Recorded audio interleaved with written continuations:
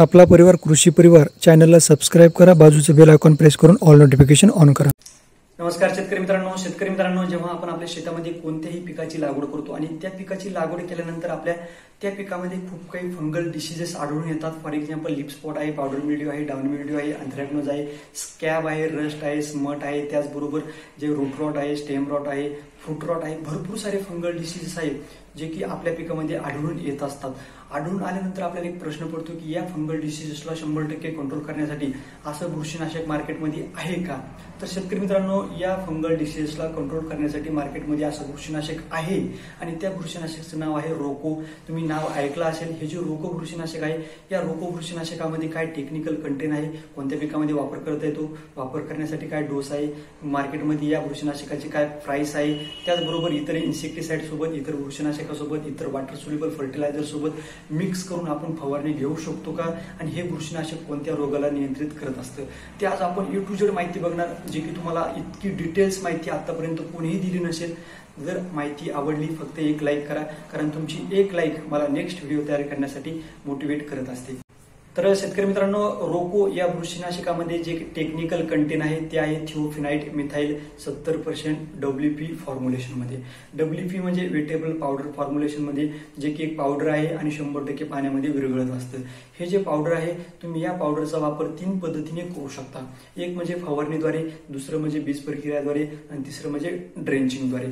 जर तुम्हाला रोको या बुरशीनाशकाची फवारणी करायची असेल तर तुमच्याकडे जो पंप असतो 15 लिटरचा, त्या एका पंपला तुम्हाला 20 ते 25 ग्राम रोको पावडरचा वापर करायचा, सोल्युशन तयार करायचं आणि हे सोल्युशन तुम्हाला तुमच्या पिकावर फवारायचं।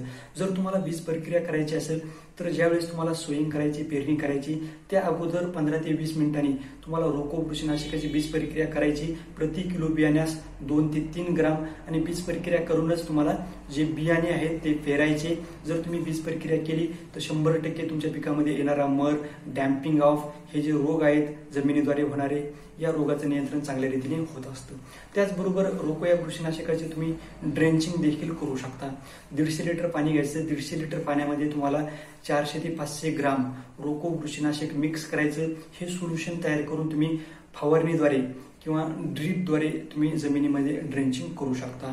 त्याचबरोबर शेतकरी मित्रांनो, हे जे रोको बुरशीनाशक आहे तुम्ही कोणत्या पिकामध्ये वापरू शकता, तर तुम्ही याचा वापर कापूस, सोयाबीन, तूर, मूग, हरभरा, इतर जे काही व्हेजिटेबल क्रॉप्स आहे, फॉर एक्झाम्पल टोमॅटो आहे, ब्रिंजल आहे, चिली आहे, ओनियन आहे, याचा वापर प्रत्येक व्हेजिटेबल क्रॉपमध्ये करू शकता, काहीही प्रॉब्लेम नाही। परंतु याचा वापर करत असताना आपल्याला एक प्रश्न पडतो की रोको या बुरशीनाशकाचा वापर करत असताना या बुरशीनाशकामध्ये इतर कीटकनाशक, इतर बुरशीनाशक, इतर वॉटर सोल्युबल फर्टिलायझर मिक्स करू शकतो का? तर शेतकरी मित्रांनो, तुम्ही इतर बुरशीनाशक, इतर इन्सेक्टिसाइड, इतर वॉटर सोल्युबल फर्टिलायझर मिक्स करू शकता, काहीही प्रॉब्लेम नाही, काही समस्या येणार नाही। तर शेतकरी मित्रांनो, रोको हे जे बुरशीनाशक आहे, या बुरशीनाशकाची मार्केटमध्ये जी किंमत आहे ती आहे 500 ग्रामची 550 ते 600 पर्यंत तुम्हाला 500 ग्रामचा पॅक भेटून जाईल। शेतकरी मित्रांनो, रोको या बुरशीनाशकाचा वापर करत असताना आपल्याला काळजी घ्यायची, ज्या वेळेस तुम्ही फवारणी घेणार, फवारणी घेत असताना आपल्याला सकाळी किंवा संध्याकाळच्या टायमाला फवारणी करायची, म्हणजे 4च्या नंतर।